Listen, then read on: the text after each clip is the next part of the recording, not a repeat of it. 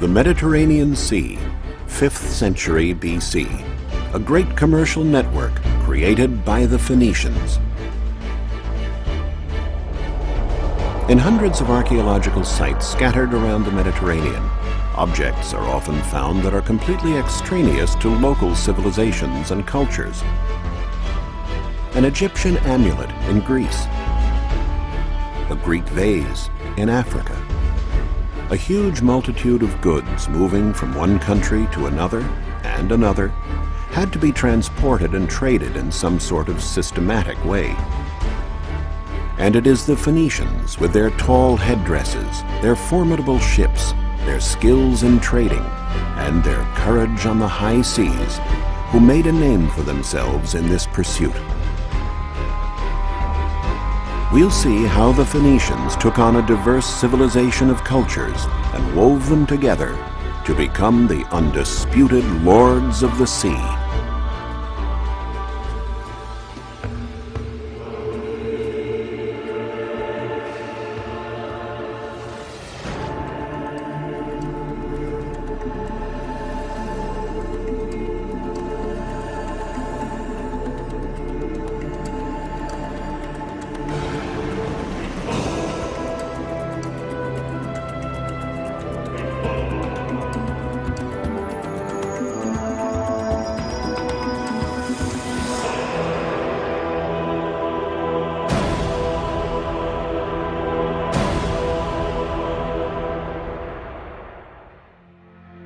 The Phoenicians originally came from what is modern-day Lebanon. They were organized into city-states, the most important of which was Tyre, whose magnificent Roman ruins are still standing. The easiest way for Phoenicians to increase their prosperity was by contact with other peoples, and the quickest route to new lands and cultures was the Mediterranean. They soon became outstanding sailors and astute traders, indeed the very best. They learned to recognize products that people wanted to acquire and those they wanted to trade. And they started sailing and trading as far back as the 2nd millennium BC. To support their trade, they set up ports and founded colonies, built warehouses, and created a network of routes that touched on neighboring countries such as Egypt, Greece, the Magna Graecia, and Carthage in North Africa. Then they went on to reach Sardinia, the Mediterranean and Atlantic coasts of Spain, and farther south, along the coast as far as Senegal, and north to England and Ireland. A network of this size with hundreds of colonies and thousands of ships had to be well coordinated. For years, scholars speculated as to how the Phoenicians were able to communicate with each other in those remote times, to organize warehouses and trade in such a variety of goods. It was the discovery of this sarcophagus of the Phoenician king Ahiram, which dates back to the 13th century BC, that enabled archaeologists to understand the reasons for such great organizational skills. Engraved on the sarcophagus is the most ancient example of writing in alphabet form. It is composed of letters and not hieroglyphics. The Phoenicians were the first to invent an alphabet, a factor that proved indispensable in establishing their great trading network. We can get an idea of how extraordinary this innovation was from this comparison. On the right, we see 2 Egyptian hieroglyphics, and on the left, 2 letters from the Phoenician alphabet, an M and an H. By assembling these letters, the reader now didn't have to interpret a concept represented by a hieroglyphic or picture. He had a specific code that always remained the same and had the same meaning for whomever was reading it. The commanders of the Phoenician fleets had to have many skills. They not only needed expert knowledge of the sea and foreign lands, but they had to know the art of trading as well, what to buy, what to sell. One precious cargo of theirs was the mythical cedar of Lebanon, an excellent timber for building sturdy cargo vessels and warships. The timber could be bought in Baalbek, situated in the mountains that formed a backdrop to the Phoenician cities in Lebanon. In the Hellenistic period, the city of Baalbek was known as Heliopolis, City of the Sun. By studying the meaning of these swastikas and other evidence, such as the different colors of columns at this site, archaeologists discovered that the enormous temple that dominated the city was dedicated to the sun god, after which the city was named. But why were the columns painted in different colors? The mystery can be solved when the columns are linked to the cardinal points. The dark columns were placed to the west, while the lighter colored columns were set to the east. They were supposed to represent life and death, the rising and setting of the sun. In 60 AD, the cella of the sun god was the most important construction in the entire sacred area, with 54 columns over 60 feet high, more than 6 feet in diameter. Having loaded the trunks of cedar wood onto carts, the traders would return to the coast where their ships awaited them. In the Bible, Ezekiel mentions that the Phoenician city of Byblus, which also lies in Lebanon, was the biggest naval shipyard in ancient times. Crossing the seas was not an easy matter, even with a good ship. This was one of the reasons why help from the gods was sought throughout the Mediterranean. These precious bronze statues covered in gold leaf have a strange headdress. It is a libad, which is typical of the Phoenicians. The statues have been found in great quantities in Byblus. They were votive objects used to invoke the favor of the gods. They were found at one of the most important places of worship for the Phoenician religion, the Temple of the Obelisks.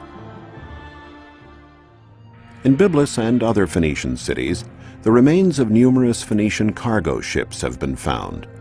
The typical ship was 65 feet long and over 16 feet wide, large enough to carry a great deal of the precious cedar, as well as luxurious fabrics dyed with a reddish-purple pigment known as murex.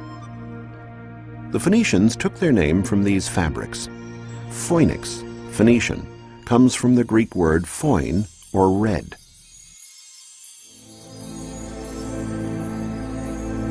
This precious cargo could have been exchanged in any port. But a wise fleet's commander might seek out a product that could be worth its weight in gold, a kouros. A kouros is an exemplary model of harmony and proportion in the male body. Many of these statues, dating from the Archaic period, were discovered on the island of Rhodes near Comoros. Excavations nearby unearthed these celebrated vases, which are known as the vases of Ficalura. This concentration of arts and craftsmanship on this island can be explained by the fact that Rhodes lay at the hub of important trading routes. To break up the long sea journeys, the ships sailed from island to island, and Rhodes was an obligatory port of call. Here is the dry dock, or coffin, of the colony, which has been preserved intact for millennia. Here the Greeks were offered the fabrics and cedar for their ships. In return, the Phoenicians were given exquisitely decorated pottery and objects from all over Greece, including beautiful Greek statues like this one, as well as bronzes produced in the Magna Graecia, which may have been ordered by a rich Phoenician resident in a distant colony. Statues like this ephebe in bronze, or the famous youth of Mothia, were found during excavations in the ancient Phoenician colony of Mothia in Sicily.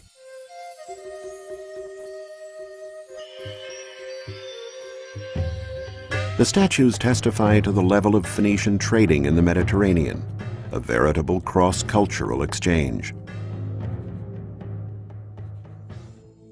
The ship, now loaded with vases, statues, and jewels, continues its journey to the west. It sails past the Pillars of Hercules at the Isthmus of Gibraltar and heads south along the Atlantic beaches of Africa between Morocco and Guinea. The Phoenicians were the only people brave enough to venture into the Atlantic. Ancient peoples were terrified of passing the Pillars of Hercules because they believed that beyond lay the end of the world. What was it that pushed the Phoenicians so far? The Greek historian Herodotus documented it in his writings. It was gold. The Phoenicians unload the merchandise and lay it out on the shore. Then they go back on board their ships and send up smoke. The locals see the smoke and place the gold that they are offering in exchange beside the merchandise. Then they withdraw. The Phoenicians descend from their ships and examine it. If they calculate that the quantity of gold corresponds to the value of their merchandise, they take it and leave. Otherwise, they go back to their ships and wait until they are satisfied. The African peoples were very taken with the showy Eastern goods and quite indifferent to the yellow metal that was found in such abundance there. This was the great bargain for the Phoenicians, leaving inexpensive pottery and jewelry and setting off again with gold. The ship would now head north. Excavations in England and Ireland have revealed that the Phoenicians reached even these far-off lands. Numerous finds have indicated that in exchange for pottery and jewelry, the northern peoples gave tin, a metal that was in great demand for producing bronze and the other alloys used by the Phoenicians and Greeks. Ireland was the most northerly landing point for Phoenician voyages, and having traded their goods, the sailors could now make the return journey. The trips always held the portent of danger. In the storms of the North Atlantic, the brave commanders would safeguard their ships and cargoes by tying themselves to the bow so that they could see more clearly and avoid the cliffs. It was from there that they gave instructions to the crew. If they were lucky enough to make it through, they would head south to the Phoenician colony of Cadiz. Here the Phoenicians bought iron and paid for it with gold. Then they traveled on to Majorca, and from there to the rich colonies of Sardinia.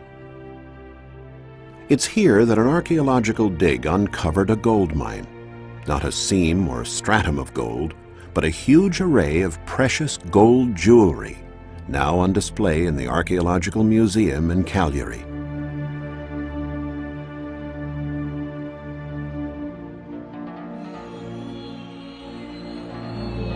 Since Sardinia has never had gold deposits, the precious metal must have come from Africa on Phoenician ships.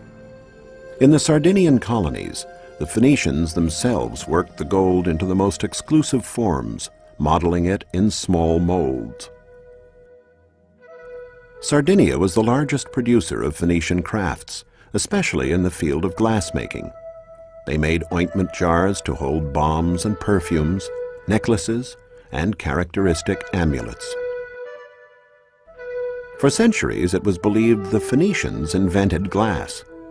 While science no longer holds with this theory, they definitely were peerless masters in the field of glassmaking.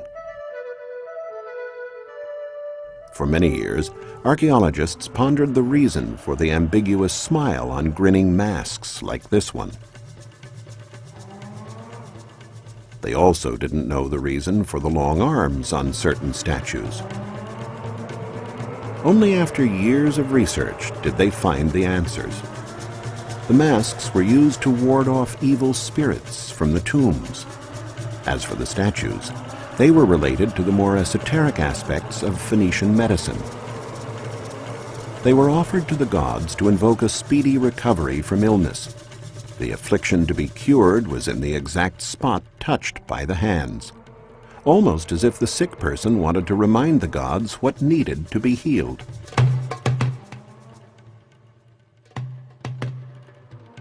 Walls and the sea. A combination like this generally implies that we are dealing with a Phoenician emporium or trading center.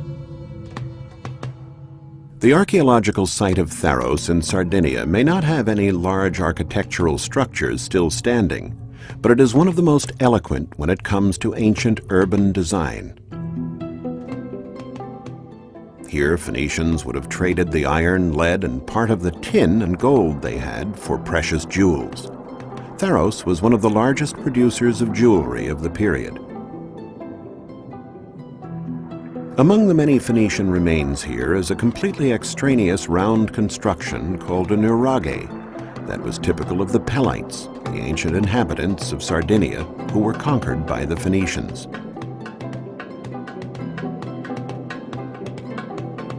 This is how the village would have looked about 3,000 years ago. The Nuraghic civilization is very ancient, dating back to the 2nd millennium BC.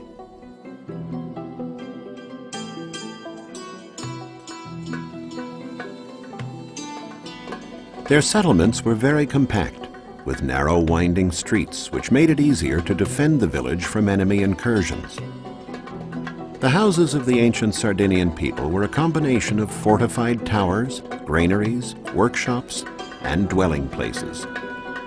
There was no distinction made between the function of the various constructions. There was only the nuraghe, a unit where productive and family activities were carried out around a fire, the main focus of the house. But what exactly does the word nuraghe mean? It seems to come from the way their dwelling was constructed. In the ancient local language, nur meant mound. As we can see, the walls of the constructions are thicker than the dwelling area. They were built with heavy stones heaped on top of each other without the use of mortar. The constructions reached heights of more than 65 feet without using any lime, and they are indeed mound-like.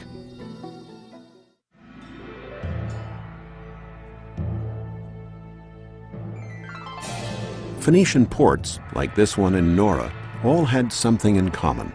They were situated near promontories.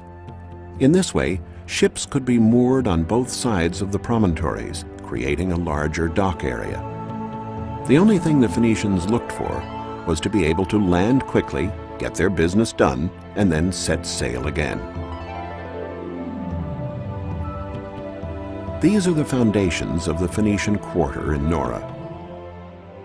Although it's worlds away from the Romans' concept of living, with the Romans preferring large, orderly quarters equipped with many services and amenities, the Phoenicians did share the Romans' love of thermal baths. The baths here in Nora are decorated with rich mosaics. The theater here is also quite spectacular. Dating from the 2nd century AD, it is one of the most fascinating monuments in all of Sardinia.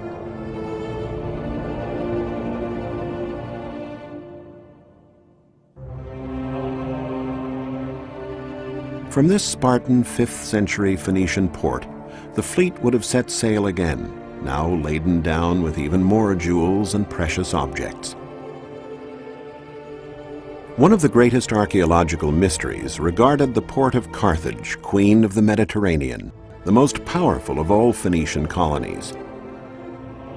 The Greek historian Appian, a native of Alexandria in Egypt, tells us that the port had 2 harbors, the rectangular commercial port and the round military harbor with an island in the center.